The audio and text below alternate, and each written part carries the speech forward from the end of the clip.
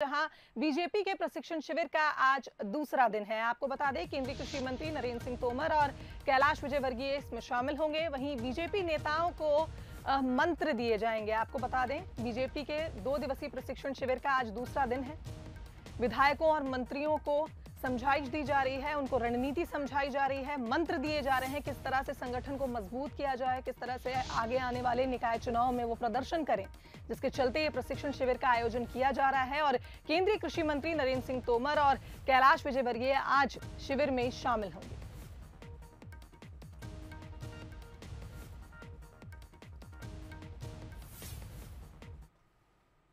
उज्जैन में बीजेपी के प्रशिक्षण वर्ग में सीएम शिवराज सिंह चौहान ने कार्यकर्ताओं को विनम्रता का पाठ पढ़ाया। सीएम शिवराज ने नसीहत देते हुए कहा कि विधायक और कार्यकर्ताओं को हमेशा विनम्र रहना चाहिए और मेहनत करते रहना चाहिए। साथ ही उन्होंने कहा कि ये कार्यकर्ता लालटेन की तरह होते हैं, जिसके कांच पर धूल जम जाती है और ऐसे प्रशिक्षण से कांच पर जमी धूल साफ हो जाती है, जिससे प्रकाश चारों तरफ फैलने लगता है। बीजेपी का प्रशिक्षण वर्ग 2 दिन तक चलेगा और प्रशिक्षण शिविर में पार्टी की विचारधारा समेत कई मुद्दों पर मंत्र दिए जा सकते हैं। प्रशिक्षण शिविर में कुल 7 सत्र होंगे। इस दौरान बीजेपी के सभी विधायकों, मंत्रियों को पार्टी की रीति नीति का पाठ पढ़ाया जा रहा है। बीजेपी के दिग्गज इस शिविर को संबोधन कर रहे हैं। वहीं पहले दिन मुख्यमंत्री शिवराज सिंह चौहान, प्रदेश अध्यक्ष वीडी शर्मा, केंद्रीय मंत्री प्रहलाद पटेल, बीजेपी सांसद ज्योतिरादित्य सिंधिया और प्रदेश सह प्रभारी पंकजा मुंडे समेत बीजेपी का पूरा कुनबा शिविर में शामिल हुआ।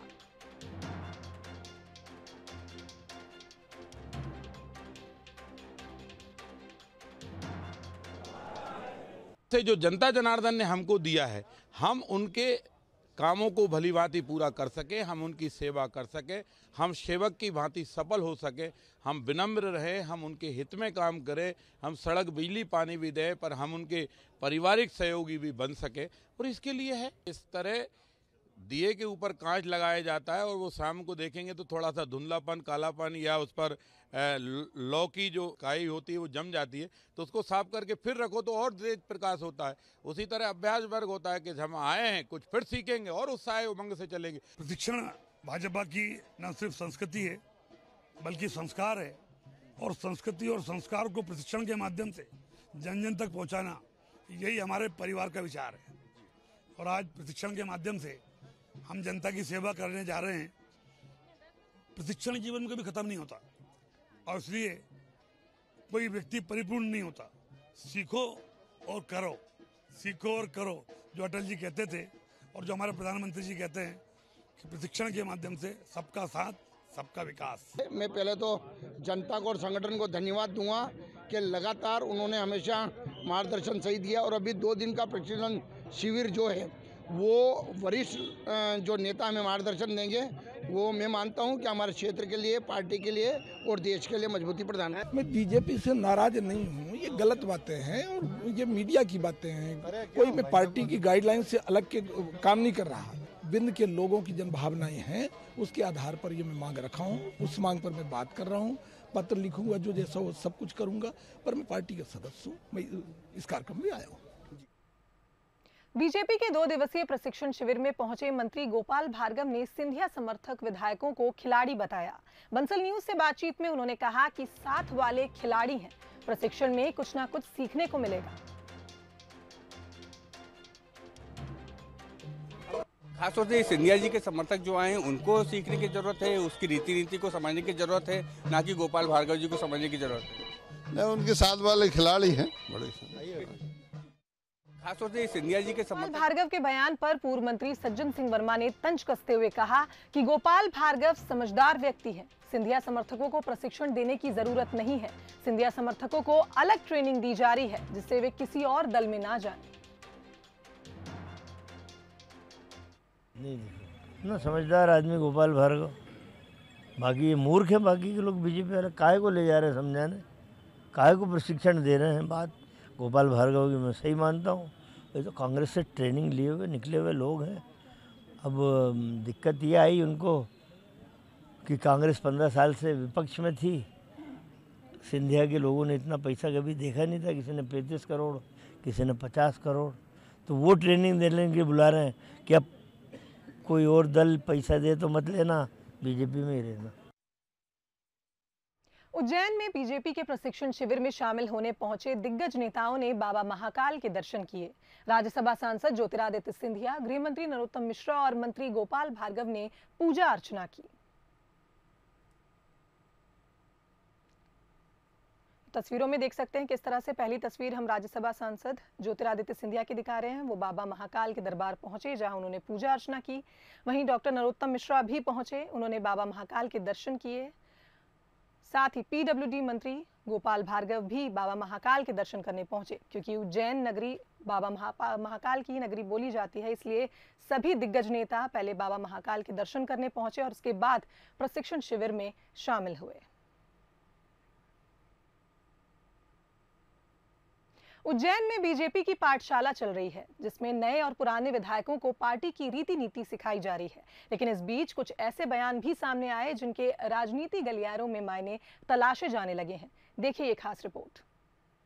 जैसे उन्होंने उदाहरण देकर कहा कि जिस तरह दिए के ऊपर कांच लगाया जाता है और वो शाम को देखेंगे तो थोड़ा सा धुंधलापन, कालापन या उस पर लौ की जो काई होती है वो जम जाती है, तो उसको साफ करके फिर रखो तो और तेज प्रकाश होता है। उसी तरह अभ्यास वर्ग होता है कि हम आए हैं, कुछ फिर सीखेंगे और उत्साह उमंग से चलेंगे।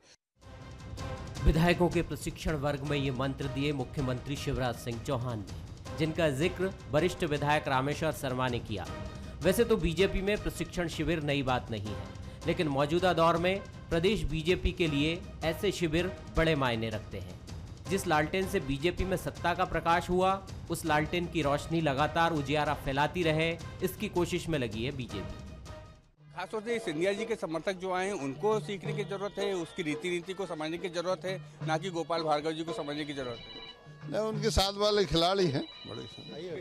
प्रशिक्षण का मतलब ही यही है, जो संगठन से चलेगा, जो संगठन को महत्व देगा, जो कार्यकर्ता को महत्व देगा, जो प्रशिक्षण लेगा वही आगे बढ़ पाएगा, वरना कई नदियाँ छूट जाती हैं समुद्र में मिलने के पहले। मैंने स्वयं पाया है कि नया शिक्षा ग्रहण होती है, नई विचारधारा उत्पन्न होती है और एक भाईचारा का वातावरण तय होता है। बाबा महाकाल की नगरी में हो रहे बीजेपी के शिविर में नए और पुराने सभी विधायक पहुंचे हैं, जहां उन्हें पार्टी के दिग्गज पार्टी की विचारधारा का पाठ पढ़ा रहे हैं। आने वाले दिनों में बजट सत्र भी है और नगरीय निकाय चुनाव की चुनौती भी।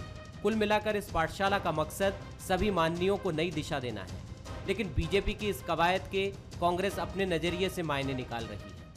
तो भारतीय जनता पार्टी में जाके जो दयनीय स्थिति सिंधिया के लोगों की हो रही है, अभी देखते जाइए, कहीं के नहीं रहेंगे, न भाजपा पचा पा रही, न कांग्रेस के रहें, और कोई खिलाड़ी बता रहा है, कोई सिंधिया समर्थक बता रहा है। ये तो एक प्राइवेट लिमिटेड कंपनी के लोग हैं, जिधर इनका सीईओ बसपा में चले जाएगा तो बसपा में चले जाएंगे, इनका सीईओ सपा में चले जाएगा तो सपा में चले जाएंगे। और जो 18 साल कांग्रेस ने इतना दिया, कांग्रेस के नहीं हुए, तो ये किसके होंगे, ये तो भाजपा भी समझ चुकी है। विपक्ष के नाते बीजेपी की खामियां निकालना कांग्रेस का धर्म है, लेकिन जिस तरीके से बीजेपी ने प्रदेश में सत्ता का नया प्रयोग किया है, उसके बाद पार्टी के भीतर दबी छिपी या इशारों में उठ रही आवाज़ों को शांत करना ही बीजेपी के लिए चुनौती है। यही वजह है कि बीजेपी लगातार इस तरह के ट्रेनिंग प्रोग्राम कर कुनबे में जुड़े नए नेताओं को घुलाने मिलाने में लगी है। और जानकारों का कहना है कि इसमें थोड़ा वक्त जरूर लगेगा, लेकिन बीजेपी इसमें सफल होगी। जुगल किशोर शर्मा, बंसल न्यूज, उज्जैन। सीएम शिवराज सिंह चौहान इंदौर पहुंच गए हैं। आपको बता दें, सीएम इंदौर पहुंचे जहां उन्होंने रैन बसेरे का जायजा लिया, वहीं बुजुर्गों से उन्होंने मुलाकात भी करी। सुखलिया स्थित रैन बसेरे सीएम शिवराज सिंह चौहान पहुंचे जहां उन्होंने बुजुर्गों की हालचाल जाने, उनसे मुलाकात करी। वहीं अमानवीय व्यवहार को लेकर भी अधिकारियों से उन्होंने जानकारी ली। तो सीएम शिवराज सिंह चौहान इंदौर पहुंचे जहां उन्होंने रैन बसेरों का जायजा लिया, बुजुर्गों से मुलाकात की और बुजुर्गों का हाल जाना।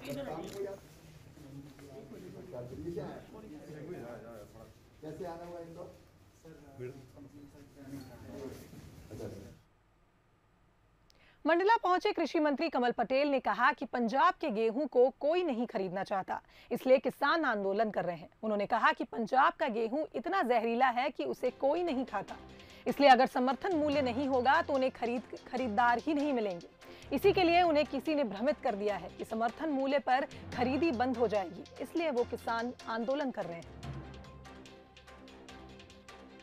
पंजाब में एक तो है आड़त प्रथा और दूसरा है वहाँ का गेहूं इतना घटिया किस्म का है कि कोई खरीदने को तैयार नहीं। कोई पंजाब के नाम से कोई रोटी नहीं खाता गेहूं की, क्योंकि वहाँ पेस्टिसाइड का उपयोग कर करके जहरीली मिट्टी हो गई, जहरीला गेहूं हो गया। और इसलिए समर्थन मूल्य पर अगर खरीदनी होगी तो उनका कोई गेहूं 2000 रुपये में नहीं पूछेगा, जो अभी 1975 है। उनको भड़का दिया कि तुम्हारा समर्थन मूल्य बंद हो जाएगा, तो उनका तो पूरा गेहूं होता सबसे अधिक पंजाब में होता है। और इसलिए भ्रमित किया गया, जबकि प्रधानमंत्री जी ने भी कहा, हम भी कह रहे हैं, न तो मंडियां बंद होगी न समर्थन मूल्य बंद होगा। समर्थन मूल्य पर 6 महीने से लागू हो गया था 5 जून से, यह तो सुप्रीम कोर्ट के स्टे कारण रुका है, कहीं समर्थन मूल्य बंद नहीं हुआ। इधर जबलपुर में महापौर पद का ख्वाब देखने वाले कांग्रेस पार्टी के कुछ नेताओं के मंसूबे पर पानी फिर सकता है। नगर निगम चुनाव की प्रभारी पूर्व विधानसभा उपाध्यक्ष हिना कांवरे का कहना है कि सहमति बनती है तो जबलपुर में भी इंदौर का फॉर्मूला लागू किया जाएगा, यानी किसी विधायक को महापौर की टिकट दी जा सकती है। जबलपुर में कांग्रेस के 4 विधायक हैं और इंदौर का फॉर्मूला लागू हुआ तो इनमें से ही किसी एक को टिकट मिलेगा, जिसके चलते महापौर का चुनाव लड़ने का सपना देख रहे दूसरे नेताओं को झटका लग सकता है। कांवरे का कहना है कि रायशुमारी अंतिम दौर में है और जल्द ही पार्षदों के साथ साथ महापौर के टिकट का ऐलान भी किया जाएगा। यदि बिल्कुल अगर विधायक इंटरेस्टेड है और सारे कार्यकर्ताओं की डिमांड होगी तो उनको भी देने में कोई बुराई नहीं है। मतलब कोई ऐसा पहले से कोई क्राइटेरिया तय नहीं कि इसको नहीं देना है, जीतने वाले को देना है। वो विधायक भी हो सकता है, कांग्रेस का सामान्य कार्यकर्ता भी हो सकता है। उत्तर भारत शुक्रवार देर रात भूकंप के झटकों से हिल गया। दिल्ली, एनसीआर, पंजाब, राजस्थान, उत्तराखंड और जम्मू कश्मीर में भूकंप के झटके महसूस किए गए। नेशनल सेंटर फॉर सिस्मोलॉजी के मुताबिक भूकंप का केंद्र ताजिकिस्तान था, जहां रात 10:30 बजे 6.3 तीव्रता का भूकंप आया। इसी का असर भारत के कई राज्यों में महसूस किया गया। हालांकि इससे पहले एनसीएस ने भारत में आए भूकंप का केंद्र अमृतसर में बताया था, लेकिन बाद में ये जानकारी हटा दी गई। दिल्ली और आसपास के इलाकों में भी कई सेकंड तक काफी तेज झटके महसूस किए गए। दिल्ली के मुख्यमंत्री अरविंद केजरीवाल ने ट्वीट भी किया।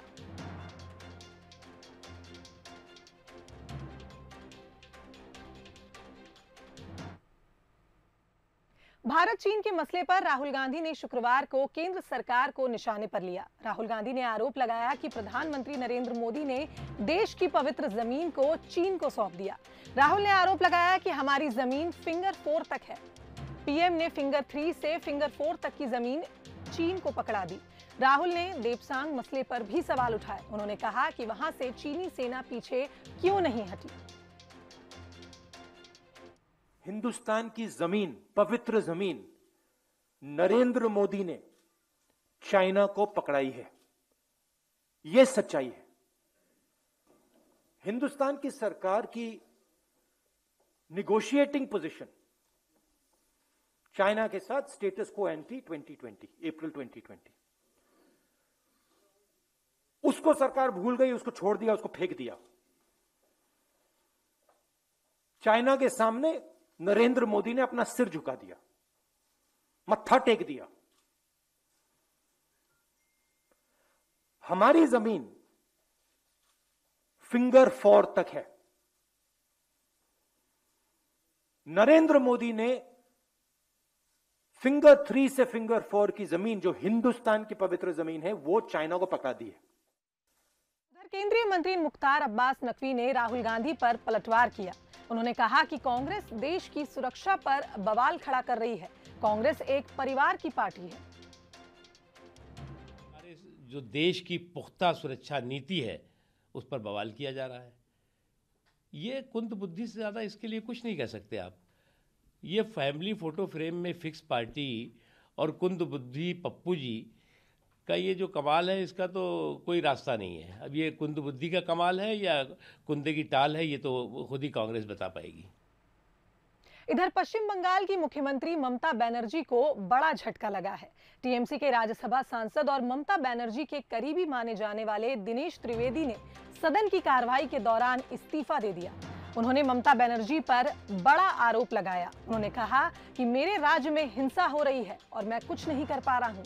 यहाँ हम लोग उस पर कुछ बात नहीं कर पा रहे हैं।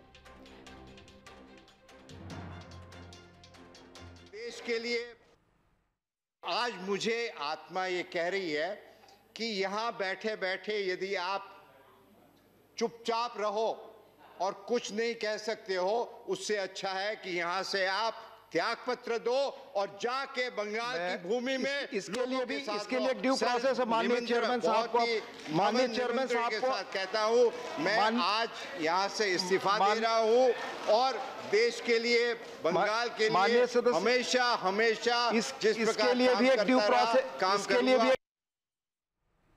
डेटा खपत बढ़ने की रफ्तार के मामले में भारत सबसे ऊपर आ गया है। बीते 5 साल के दौरान यहां डेटा ट्रैफिक कई गुना बढ़ गया है। Mobile broadband India traffic index 2021 से ये जानकारी सामने आई है। इतना ही नहीं, भारत में लोग दूसरे देशों की तुलना में स्मार्टफोन पर औसतन ज्यादा समय बिताते हैं। रिपोर्ट के मुताबिक भारत में स्मार्टफोन पर छोटे वीडियो देखने के लिए बिताया जा रहा औसत समय 2025 तक 4 गुना हो जाएगा। भारतीयों की पहली पसंद इंटरनेट। इंटरनेट में लोगों का क्यों बढ़ा इंटरेस्ट? 5 सालों में डेटा ट्रैफिक 60 गुना बढ़ा। इंडिया ट्रैफिक इंडेक्स की रिपोर्ट में खुलासा। डिजिटल होती दुनिया में मोबाइल फोन हमारी जिंदगी का एक अहम हिस्सा बन चुका है, जिसे चाहते हुए भी नहीं छोड़ा जा सकता।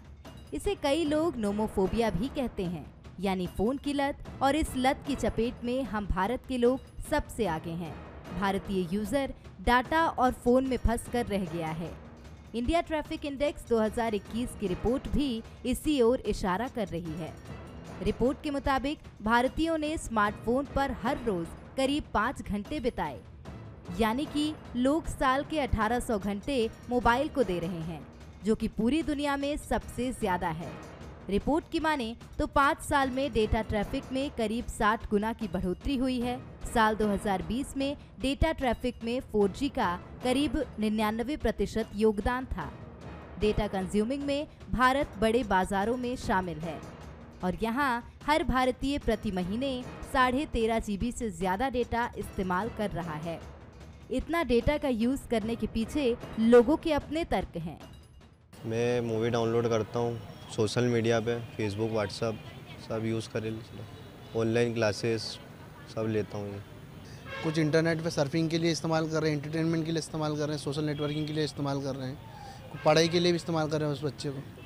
बहुत सारी चीज़ें में करते हैं। यूट्यूब पे कुछ पढ़ने लिखने में भी बहुत सारे क्वेश्चन वगैरह देखते हैं, उसमें आंसर लेते हैं और कुछ नई आधुनिक चीज़ों के बारे में जानते हैं।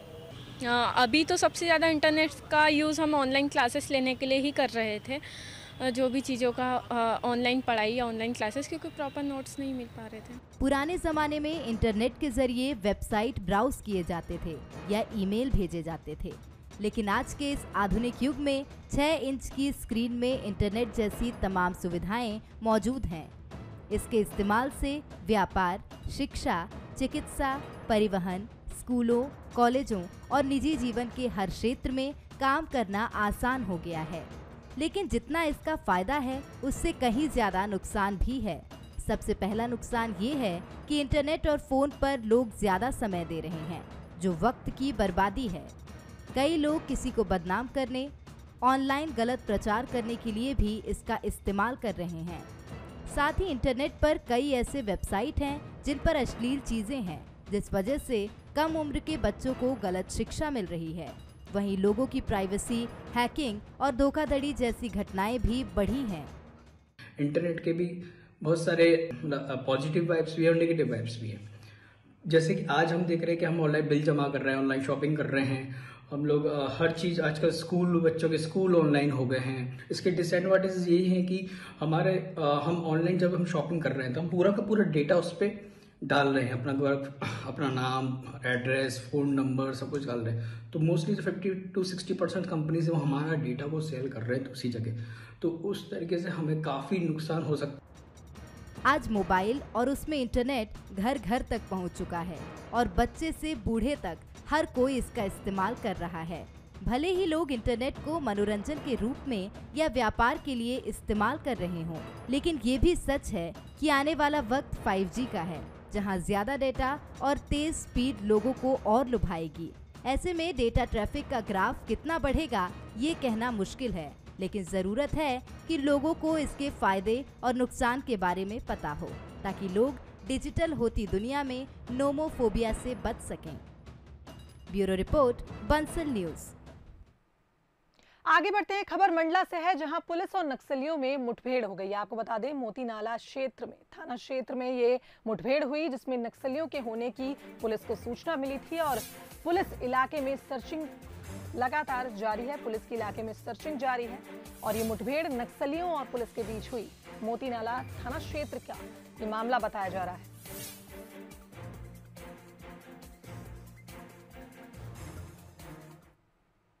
चंबल के बागियों के बारे में तो आपने खूब सुना होगा, लेकिन आज हम आपको कहानी सुना रहे हैं चंबल के रॉबिन हुड की। पूर्वदस्यु रमेश सिकरवार की कहानी किसी फिल्म से कम नहीं है। अपनी जमीन लेने की खातिर अपने ही चाचा की हत्या करने के बाद रमेश सिकरवार बीहड़ में उतर गए। एक दशक तक चंबल की घाटियों में बागी बनकर समय गुजारा और फिर एक दिन पिता के कहने पर सरकार के सामने पूरी गैंग के साथ आत्मसमर्पण करते हुए अपने हथियार डाल दिए और अब समाज के गरीब कमजोर लोगों के ही मदद करते हुए गरीबों की जमीन को दबंगों के कब्जे से छुड़ाकर उनको वापस दिला रहे हैं। देखिए हमारी खास रिपोर्ट।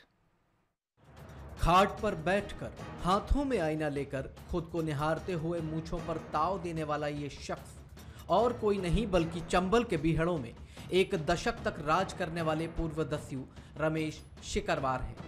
पुश्तैनी जमीनी विवाद को लेकर रमेश सिकरवार को बंदूक उठानी पड़ी। अपने चाचा की हत्या करने के बाद उन्होंने बीहड़ का रुख कर लिया। इस दौरान उन्होंने कई वारदातों को अंजाम भी दिया। बाद में पिता की सलाह मानकर 1985 में पूरी गैंग के साथ मुख्यमंत्री अर्जुन सिंह के सामने हथियार डालते हुए आत्मसमर्पण कर दिया और सजा काटने के बाद जल जंगल जमीन का नारा देने वाली गांधीवादी विचारधारा की एकता परिषद से जुड़ गए। हमारे पिताजी को यहाँ से जमीन से बेदखल कर दिए गाँव से। हमारे दबंग चाचा थे, वो किसी की सुनते नहीं थे, गांव वाले बात नहीं मानते थे। कई बार प्रयास किए, गांव वाले इकट्ठे हुए, समझाया, नहीं माना तो अपने पिताजी तो मारने को तलवार लेकर तैयार हुए तो उन्होंने गांव छोड़ दिया पिताजी। जब चाचा नहीं माने, ठीक है बेटा तुम लो भगवती का नाम और बिल्कुल नियम पर चलना, हाथ में लो बंदी को मारो सालों। तो नहीं माने तो उनको एक को मारना पड़ा और मारने का जी मारना पड़ने से बाद फिर बागी बनना ही पड़ा। 32 लोग थे गैंग में, तो सभी लोग वो जमीन के विवाद में बड़ा बागी बने थे। ऐसा कोई व्यक्ति नहीं था तो वैसे ही बने। 84 में लास्ट 87-84 अपने अर्जुन सिंह के सामने आत्मसमर्पण किया। रमेश आदिवासियों की जमीनों को दबंगों से मुक्त कराने के मिशन में जुटे हुए हैं। वो अब तक 2 सैकड़ा लोगों को उनकी जमीन वापस दिलवा चुके हैं। उनका कहना है कि अब कोई अपनी जमीन वापस पाने के लिए उनकी तरह हथियार नहीं उठाएगा। जब मैं जेल से निकला तो मैंने अपने मन में सोच लिया कि जो डकैत रमेश सिकरवार था उसको मैं जेल में छोड़ के जा रहा हूँ। आज मैंने यहाँ से निकल रहा हूँ जेल से, तो मुझे गरीबों को सेवा करना है, मदद करना है।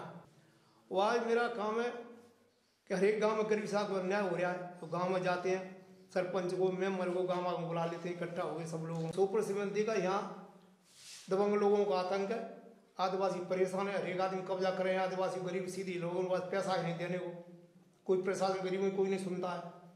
तो मैंने ये प्रतिज्ञा कर ली है उसी वक्त से, तो आप उसको मैं पूरी करूँगा। लोग रमेश सिकरवार को उनकी इस सकारात्मक पहल के चलते काफी सम्मान की नजर से देखते हैं। हमने उन लोगों से भी बात की जिनकी जमीन मुक्त कराई गई है। सुनिए वो क्या कहते हैं। चाचा ने शिकायत लेके आए थे हम, चाचा हमारी जमीन कब्जा कर रखी है। तो चाचा पहुंचे उनके यहाँ कि भैया उनकी गरीब जनता की कब्जा क्यों कर रखी है। तो उन्होंने कही तुम कह रहे हैं छोड़ देंगे। चाचा ने जमीन छोड़ा दी, वो जमीन हम कर रहे हैं उस जमीन को। अब बढ़िया हालात हैं, गेहूँ खड़े हैं, सरसों खड़ी हैं। चाचा की मुखिया जी की बदौलत हो गया हमारा काम। परेशानी यही थी, दबंग लोग आ गए, बिल्कुल हमारी जमीन पे कब्जा कर लिया और मतलब कब्जा करके हमें जोतन नहीं देते हुए, क्योंकि हम तो पैसा नहीं था हमारे पास और बिल के पास तो पैसा था। कागज आप ही के थे? हमारे कागज हैं आज तक। हाँ। लेकिन बिल ने कब्जा कर लिया, हम पैसे चुरा करके। फिर आप लोगों ने हमने छुड़ाने की कोशिश करी, बिल ने मना कर दी कि हम नहीं छोड़ सकते। तहसील में गए, कलेक्ट्रेट में गए, सब ने मना कर दी भैया हम कहा जाने, अब तुम जानो, तुम्हारी जमीन जाने, हम कुछ नहीं कह सकते। फिर हम पहुंचे मुखिया जी के पास, सिकरवार साहब के पास। बिल ने आकर के हमारी जमीन चाहे अपनी जगह पे दिब्बा दी और हम आज भैया आ गए, हम सुखी है। वहीं प्रशासनिक अधिकारियों को रमेश सिकरवार की इस मुहिम ने काफी राहत दी है। गांव में जो गरीब व्यक्ति हैं उनकी मदद करते हैं और हमारे पास भी कुछ समस्याओं को लेकर वो आए थे जो गरीब लोगों से संबंधित थी, आदिवासी वर्ग से, और वहाँ पर वो मतलब बढ़िया सामंजस्य का और प्रशासन का अच्छी तरह से सहयोग कर रहे हैं। चंबल के रॉबिनहुड रमेश सिकरवार अपनी इस मुहिम में जी जान से जुटे हुए हैं। वो नहीं चाहते कोई और उनकी तरह अपनी जमीन पाने की खातिर बंदूक उठाकर बीहड़ों में भटकने को मजबूर हो। श्योपुर से बंसल न्यूज के लिए अजय राठौर की रिपोर्ट।